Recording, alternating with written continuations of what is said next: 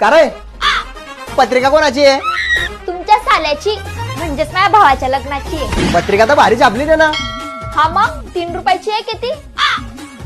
साली शाही कमी पडली वाटतं. म्हणजे याच्यात मग नाव पुढे दाखव बर का.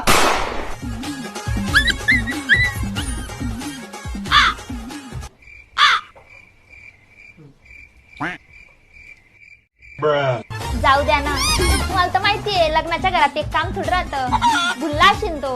पैसे मागायच्या टायमाला पाहुणा बरोबर आठवतो त्याले. तो बिचारा काय काय आठवण ठेईल. त्याचं लग्न जे होतंय ना ते माया देल पैशानं होतंय. तो टेंट, तो घोडा, तो बँड, अरे ते सगळं सोड.